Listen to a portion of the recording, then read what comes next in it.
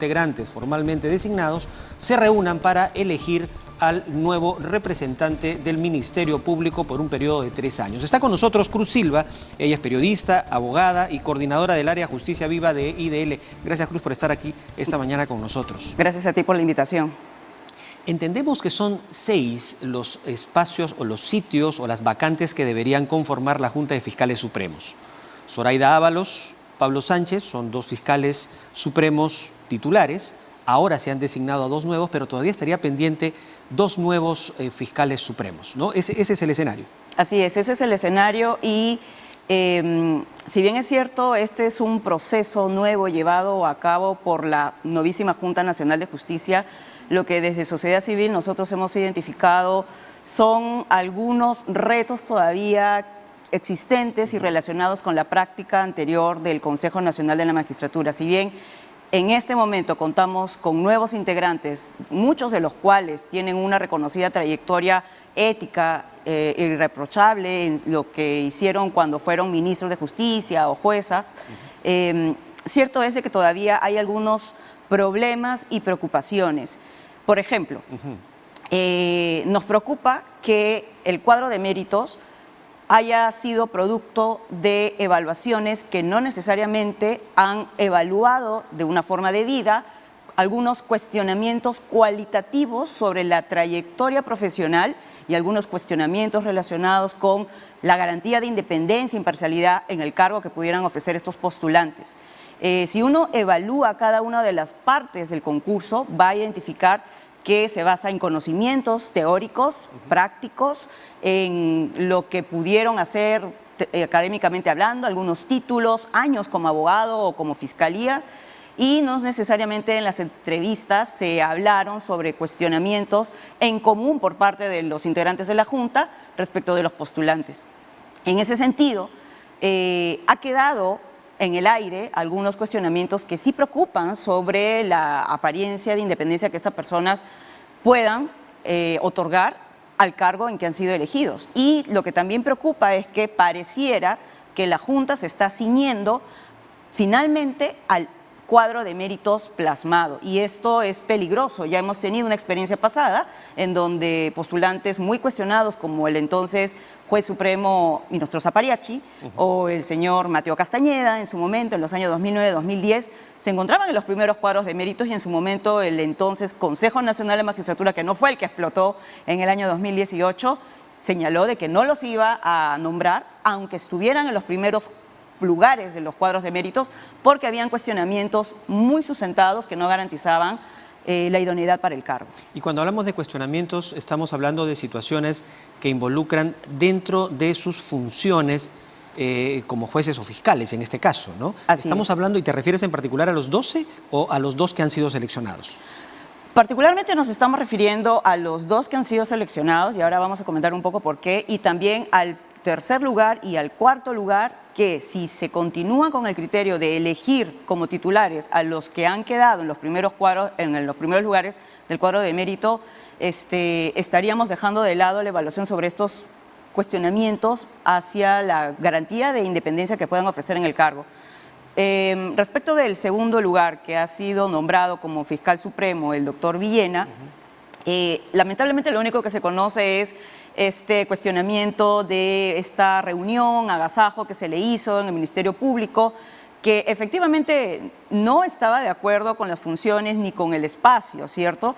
Y lamentablemente no se le conoce de algún otro mérito sobresaliente para que pueda ser nombrado como fiscal supremo. Entonces, ese es un cuestionamiento sobre la falta de idoneidad y la falta de perfil para asumir este importante cargo. Y respecto de la doctora Patricia Benavides, si uno evalúa la motivación personal que cada uno de los integrantes de la Junta puso sobre la calificación de su entrevista pública, va a identificar de que no solamente no hablaba a completud y necesaria suficiencia sobre qué hacer en los proyectos, cómo sustentar una mejor lucha contra la corrupción, cuáles son los planes de gestión del Ministerio Público, sino que además se preguntó sobre ¿Qué tanta garantía daba una persona entrando a una Fiscalía Suprema, teniendo, por ejemplo, a una persona muy allegada a ella que actualmente está siendo investigada por presuntos actos de corrupción, por presuntamente integrar un grupo de magistrados que daban libertad indebida a personas investigadas por narcotráfico?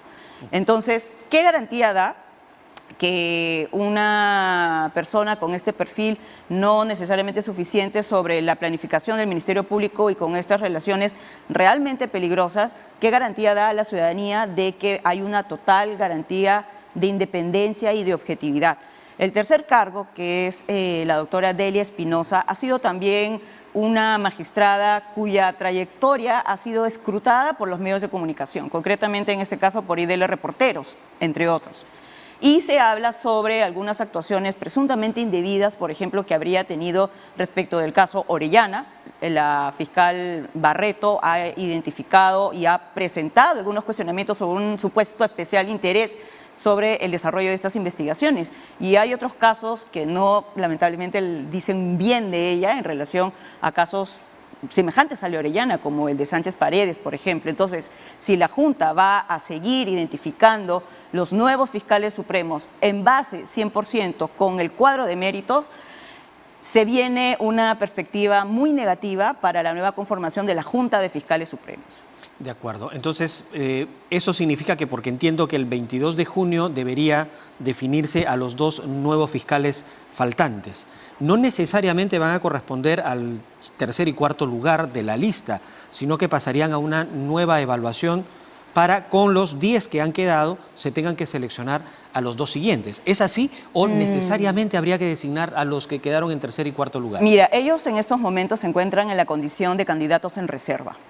Entonces, se supone que si es que se abren estas dos nuevas plazas, los que han quedado serían los siguientes a ser evaluados. Pero esta nueva evaluación no es un nuevo examen de conocimientos, no es una nueva evaluación del currículum, no es un informe en base a un caso práctico, no es una nueva entrevista pública.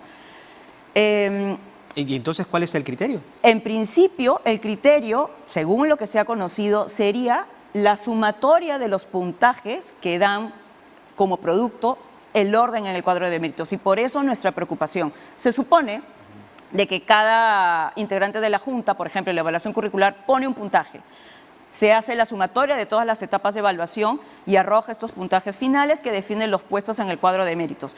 Lo que ha pasado, al parecer, es que la Junta se estaría basando solo en el orden de mérito del cuadro de méritos. Y esto es algo que no necesariamente puede ser así. La Constitución y la Ley Orgánica de la Junta indica que para poder elegir a un nuevo fiscal supremo, además del cuadro de méritos, se tiene que tener el voto consensuado de mínimo 5 integrantes de la Junta. La pregunta es, luego de haber puesto el puntaje de la evaluación de la entrevista pública, se juntaron los integrantes, debatieron en una sesión sobre los criterios que para cada uno le significaba que uno podía ser o no fiscal supremo, y dónde está esa motivación colectiva de que se le dan los 5 votos a estas personas. Entonces, no se conoce todavía el acta de esa sesión de la Junta. Lo que se conoce hasta este momento son las motivaciones de cada uno de los integrantes que han ayudado a la sumatoria.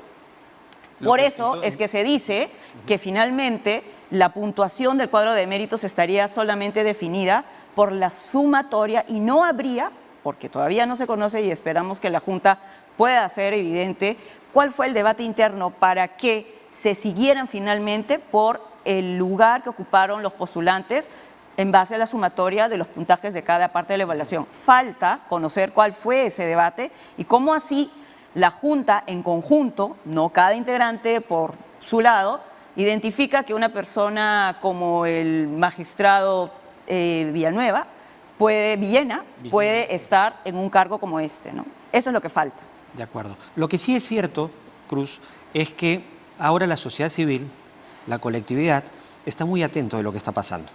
Así es. Yo creo que en eso hemos avanzado mucho. Lo que hizo el Consejo Nacional de la Magistratura fue nefasto. Y las historias que conocemos y que gracias a la prensa además se hicieron públicas y no seguirían de repente hasta en funciones y seguirían designando jueces y fiscales, felizmente fueron detenidos. Ahora esta nueva Junta Nacional de Justicia está haciendo los esfuerzos para tratar de cambiar ese escenario, de darnos ciertas garantías.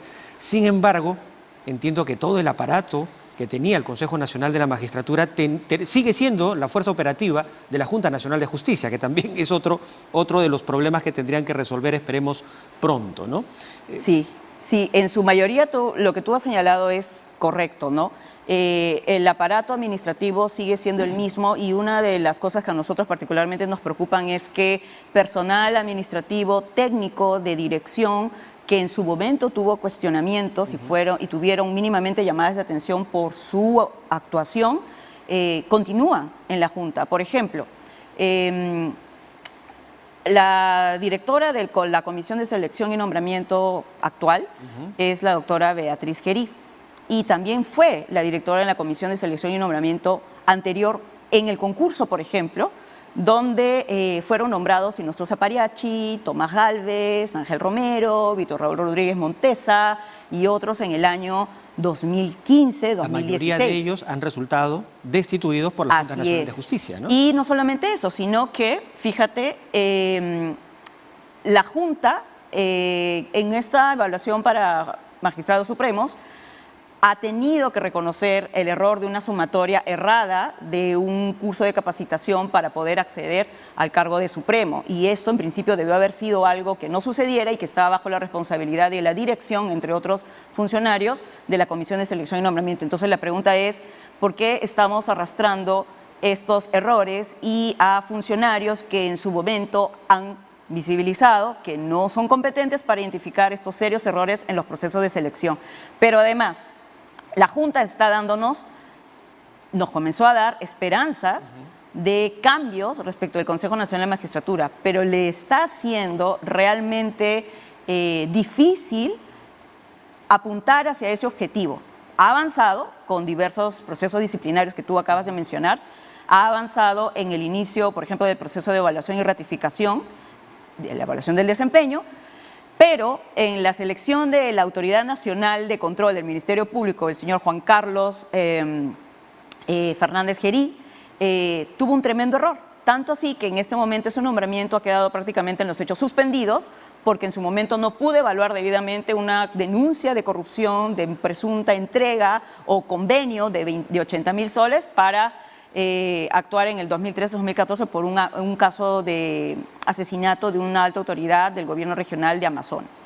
Entonces, hecho que fue revelado públicamente y que esa revelación pública por el periodismo detuvo el darle la responsabilidad por la que supuestamente ya ha sido designado. Así es. Esto se conocía ya desde el 2013-2014. La gran pregunta es cómo la Junta no pudo tener esa información a tiempo. Y eso habla de los problemas estructurales de acceso a la información que los propios integrantes de la Junta hoy están enfrentando generalmente del sistema. Entonces, y ahora la pregunta es, ¿los nuevos fiscales supremos nos dan una garantía y responden frente a los cuestionamientos que existen, y así podemos hablar de una nueva Junta de Fiscales Supremos con nuevos bríos y que nos garantizan sin ningún tipo de cuestionamiento frente a la sociedad civil una nueva época? Particularmente, yo diría que no sería así, y mucho más aún si es que los nuevos supremos van a ser el tercer lugar y el cuarto lugar. Yo creo que la nueva Junta de Fiscales Supremos va a tener una nueva etapa, pero nuevamente de lucha frente a la ciudadanía, donde se va a tener que exigir y tener todos los cuidados para que no vuelva a suceder lo que sucedió en la Junta de Fiscales Supremos del año 2018. Y eso, lamentablemente, es lo que pareciera que va a suceder, ¿no? La Junta ha tenido muchos esfuerzos, pero falta todavía afinar algunos procesos y criterios de evaluación para que no nos den estos resultados que finalmente no nos garantizan. De que efectivamente la Administración de Justicia esté en buenas manos. Así es. Eso lo veremos en los próximos días. ¿Qué es lo que viene a continuación? Ya fueron designados, ya han sido seleccionados los dos nuevos fiscales supremos. ¿Cuándo asumen su responsabilidad? En principio, la próxima semana deberían estar, si es que no en esta, debería estar saliendo, lamentablemente, y lo digo por todos los cuestionamientos que han habido en este proceso de sociedad civil, las resoluciones de nombramiento tendrían que venir posteriormente en la juramentación ante el actual fiscal de la Nación interino, y a partir de la juramentación estarían asumiendo inmediatamente los cargos, y eso debiera ser promediando la próxima semana. Lo que se viene posteriormente es, a partir del 15 de junio, las entrevistas públicas a los postulantes, a jueces y juezas Supremas, un proceso que nuevamente ha tenido lamentables cuestionamientos y que por ahora no se sabe cuál es la respuesta de la Junta ante los mismos. Un cuestionamiento, por ejemplo, fue visibilizado por un renunciante a este concurso relacionado a que en una parte de la evaluación no se siguió con un principio de la norma que es la especialidad en la evaluación que se le sigue a estos postulantes. Sobre eso la Junta todavía no ha dado su respuesta sobre si es que esto es verdad o no, y en todo caso de serlo, si es que esto acarrearía la nulidad hasta ese punto de ese proceso. Pero no obstante, lo que se conoce es el cronograma de entrevistas públicas, los que los haría ver que la Junta no va a hacer, al menos por ahora público, una respuesta sobre este grave cuestionamiento, ¿no? De acuerdo. Ahora, una vez que asuman su responsabilidad, inmediatamente tendría que convocarse una Junta de Fiscales Supremos. Así es. Así es, porque la Junta de Fiscales Supremos no ha tenido quórum, se necesita tener ya una legalización de toda la institucionalidad, partiendo por su elección, que dicho sea de paso, es también un espacio de dudas y arbitrariedad. No se tiene un reglamento claro de cuáles son los méritos que requiere un fiscal de la Nación. Basta solamente el más antiguo, basta el que no lo haya sido, basta que alguien no quiera postular. En verdad los criterios debieran ser alguien que nos garantice. De acuerdo, ¿no? pero en este caso en particular estamos hablando de dos fiscales supremos más antiguos, Pablo Sánchez, Zoraida Ábalos, que ya fueron fiscales de la Nación, y dos recién llegados. Entonces, ese criterio que entiendo efectivamente no está normado, pero forma parte de un acuerdo que a lo largo del tiempo se viene dando de que siempre el más antiguo es el que asuma la responsabilidad, de repente no se cumple. Mira, en principio el criterio de la antigüedad no es sinónimo necesariamente de capacidad, lo que no quiero decir que el doctor Pablo Sánchez o quienes han asumido en su momento con ese criterio no hayan sido capaces. A lo que voy es que los criterios para elegir al fiscal de la Nación debe ser, sobre todas las cosas, alguien que nos garantice en este momento donde hay procesos de investigación muy importantes a diversos actores políticos y económicos, que nos garantice que eso va a seguir, si es que no igual, mejor, con protección de la independencia y la objetividad de los fiscales que en este momento están trabajando y el reforzamiento de esos equipos. El criterio debiera ser ese, la garantía de un proceso reforzado de esas investigaciones y no la antigüedad o las personas que son nuevas. En ese sentido, si bien es cierto, se ha dicho mucho que el de los nuevos fiscales supremos saldría el nuevo representante de la Fiscalía de la Nación, lo cierto es que con este criterio debiera seguir una evaluación que vea si es que de repente el doctor Pablo Sánchez debiera ser legalmente, está posibilitado para ser el nuevo fiscal de la Nación. A pesar de que haya sido fiscal de la Nación, no está impedido de volver a ser elegido, ¿no? Lo que pasa es que cuando tú eres elegido fiscal de la Nación, no interino, sino para 3 años, tú puedes, por una única oportunidad, ser reelegido inmediatamente por 2 años más. Si rompes luego eso, es decir, no vuelves a ser fiscal de la Nación porque estás prohibido para eso, puedes volver a postular. No hay ningún problema de acuerdo a la normatividad. O sea, lo que significa que eso alcanzaría a Zoraida Ábalos también, le abriría la posibilidad. Le abriría la posibilidad. Pero ya sería solo por 2 años. Exacto. ¿De acuerdo? Entonces eso es un poco lo que conoceremos en los próximos días. Como te digo, lamentablemente el proceso de selección de fiscal de la Nación no está normado, es un eterno pendiente. Por esa no normatividad hemos tenido fiscales de la Nación pésimos, como Carlos Ramos Heredia, que finalmente fue destituido, o como Peláez Bardales, que no se conoce gran cosa finalmente de su gestión, y por eso es que sería genial, ideal, que es antes de elegir a fiscal de la Nación, se pueda normativizar este proceso con un criterio importante de la garantía y el fortalecimiento de la independencia fiscal, no la antigüedad, y no la rotación de este cargo, ¿no? Muy bien, bueno, estaremos atentos y estaremos atentos a lo que nos acabas de comentar, ¿no? Esta elección de jueces supremos, que también es tremenda la responsabilidad que ellos tienen y que en muchos casos han estado también severamente involucrados en actos que lindan con el crimen, con el favorecimiento a quienes ahora están tras las rejas de alguna manera, ¿no? Así es. Muy bien, Cruz, muchas gracias. Gracias por estar esta mañana aquí con nosotros. No, gracias a ti y solamente señalar que desde la ciudadanía realmente seguimos esperando que la Junta Nacional de Justicia haga lo mejor en su trabajo porque eso depende de nuestra justicia en este año y en los próximos. De acuerdo, efectivamente. Tenemos que estar vigilantes, no solamente la sociedad civil, también la prensa, el periodismo, tiene que estar muy atento de lo que esté sucediendo en nuestras instituciones, porque finalmente el éxito, el fortalecimiento de nuestras instituciones terminan fortaleciendo la democracia que está tan venida menos en estos últimos tiempos. Muchas gracias, Cruz, por estar aquí con nosotros. Gracias. Cruz Silva ha estado conversando con nosotros. Nosotros hacemos una breve pausa y ya Julio otra vez.